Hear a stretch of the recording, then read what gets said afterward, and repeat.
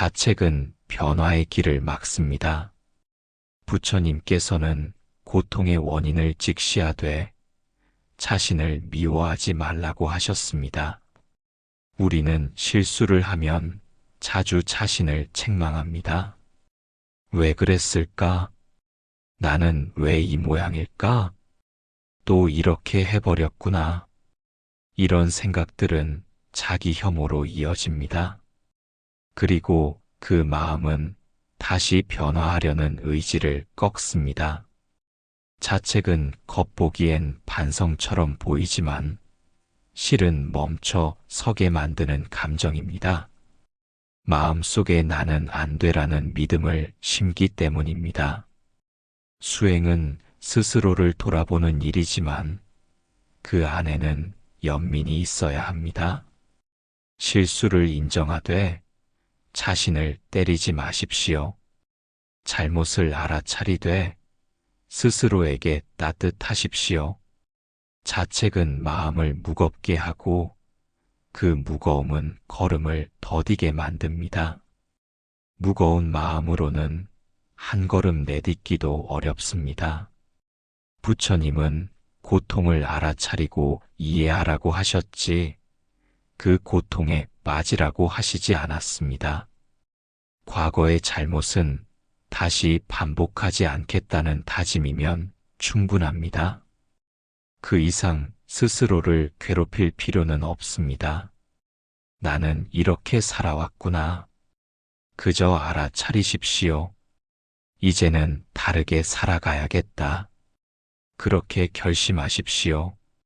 거기서부터 변화는 시작됩니다. 자책은 마음을 닫지만 연민은 마음을 엽니다. 닫힌 마음으로는 새로운 길이 보이지 않습니다. 열린 마음으로만 다시 시작할 수 있습니다. 우리는 누구나 실수합니다. 실수는 인간의 일부입니다. 실수했기에 다시 배우고 다시 잘하고 다시 일어설 수 있습니다. 자책은 과거에 갇히는 것이고 수행은 현재를 살아가는 것입니다. 지금 이 순간 스스로를 미워하고 있다면 그 마음을 알아차려 보십시오. 나는 지금 나를 힘들게 하고 있구나. 그 사실을 부드럽게 받아들이십시오. 그리고 말해 보십시오. 괜찮아. 다시 시작하면 돼. 지금부터 달라질 수 있어. 부처님께서는 모든 존재에게 자비를 베풀라고 하셨습니다. 그 자비 안에는 당신 자신도 포함됩니다. 스스로에게도 연민을 보이십시오. 스스로에게도 회복의 기회를 주세요. 자책은 마음을 가두지만 연민은 길을 엽니다. 그 길에서 진짜 변화가 시작됩니다. 오늘 하루 스스로를 괴롭히는 말 대신 따뜻한 말을 건네보십시오. 나는 노력하고 있어. 나는 변할 수 있어. 나는 괜찮은 사람이야. 이런 말들이 당신을 다시 일으켜 세울 것입니다. 변화는 자책이 아니라 이해와 수용에서 시작됩니다. 당신은 지금도 충분히 괜찮고 앞으로 더 나아질 수 있습니다. 그러니 이제는 자책을 내려놓으십시오. 그 대신 부드러운 눈으로 자신을 바라보십시오. 그 눈빛이 당신을 치유할 것입니다. 그 치유가 변화를 이끌 것입니다. 실수보다 더 중요한 건 태도입니다. 부처님께서는 모든 행동은 마음에서 시작된다고 하셨습니다. 실수는 누구나 합니다. 완벽한 사람은 없습니다. 그러나 그 실수를 어떻게 마주하느냐가 중요합니다. 넘어졌다면 어떻게 일어나는지가 수행입니다. 실수에 머물러 자책하기보다 그 실수를 딛고 일어나는 태도가 삶을 바꿉니다. 실수는 잠깐이지만 태도는 오래 남습니다. 실수를 정직하게 인정하면 그 안에서 배움이 생깁니다. 부끄러워 숨기려 하면 마음은 무거워지고 관계는 멀어집니다. 실수는 잘못이 아니라 성장의 과정입니다. 태도는 그 성장을 열어주는 열쇠입니다. 겸손하게 받아들이고 담담하게 고치고 다시 시작하는 마음. 그 태도가 곧 수행입니다. 부처님께서는 마음에 따라 세상이 달라진다고 하셨습니다. 같은 실수라도 어떤 마음으로 바라보느냐에 따라 결과는 달라집니다. 스스로를 비난하면 마음은 다칩니다. 그러나 배우려는 마음을 가지면 마음은 열립니다.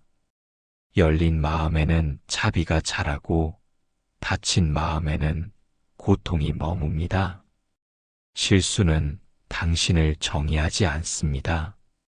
당신의 태도가 당신을 드러냅니다. 오늘 실수했다면 자신에게 이렇게 말해보세요. 괜찮아. 누구나 실수해.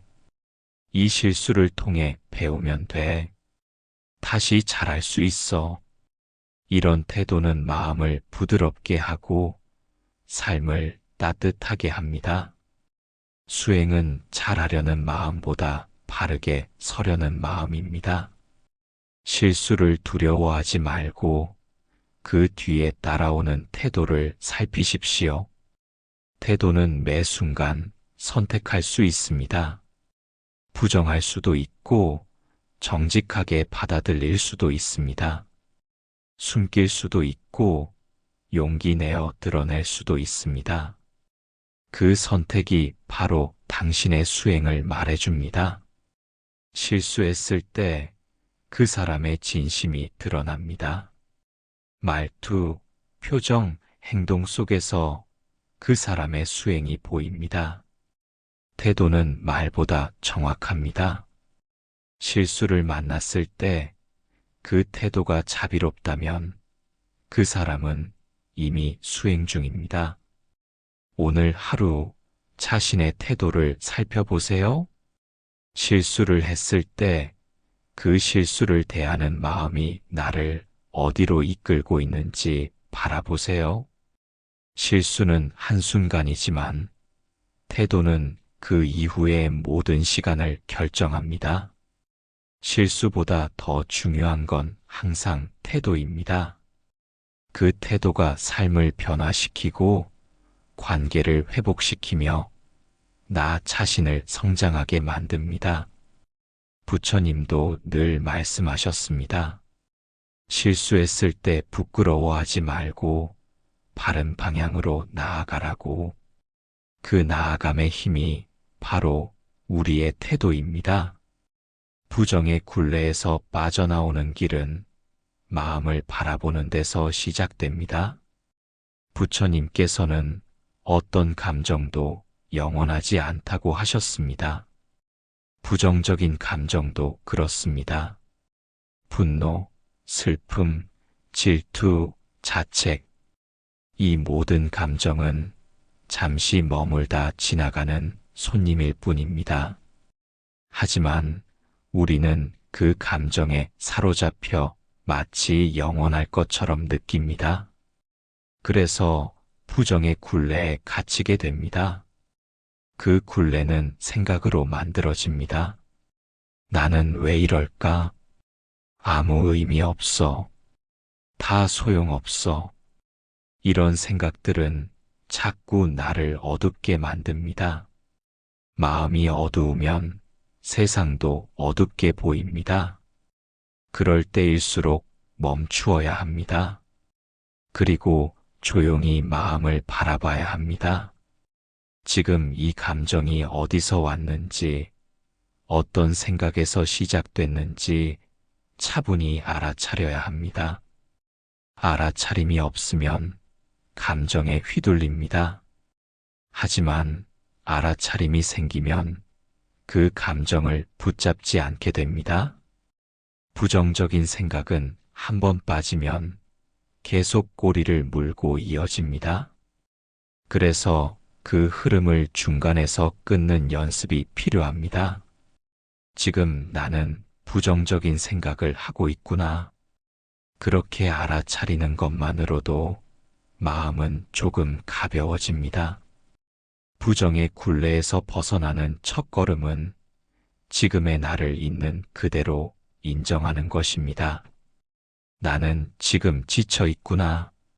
내 마음이 아프구나. 이런 말들은 마음을 다독이는 힘이 됩니다. 억지로 긍정하려 하지 마십시오.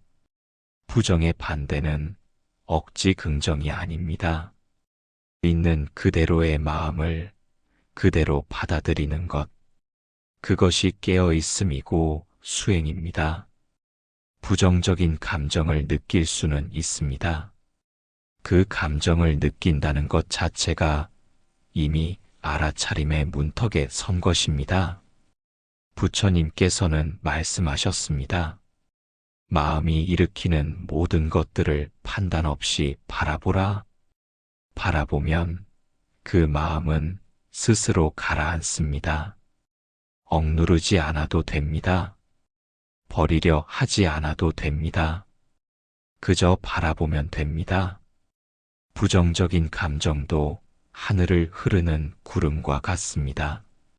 잠시 머물다가 흘러갑니다. 그 흐름을 믿으십시오. 그리고 자신에게 말해 보십시오. 지금 힘들어도 괜찮아. 이 감정도 지나갈 거야. 나는 나를 지켜볼 수 있어. 이런 말들이 어둠 속에 작은 등불이 됩니다. 부정에 빠지면 몸도 함께 무거워집니다. 숨이 가빠지고 어깨가 굽고 잠을 자도 피곤합니다. 그럴 때일수록 가만히 앉아 호흡을 바라보십시오.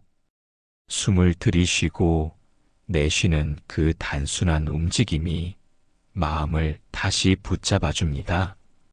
생각에서 벗어나 지금 이 순간으로 돌아오는 연습. 그것이 수행입니다. 부정적인 생각이 들 때마다 호흡으로 돌아오십시오. 그리고 말없이 자신을 바라보십시오. 어떤 판단도 없이 그저 함께 있어주는 것. 그 태도는 자비의 시작입니다. 오늘 하루 부정의 굴레에 갇혀 있다면 거기서 빠져나올 수 있는 첫걸음을 내딛어 보세요.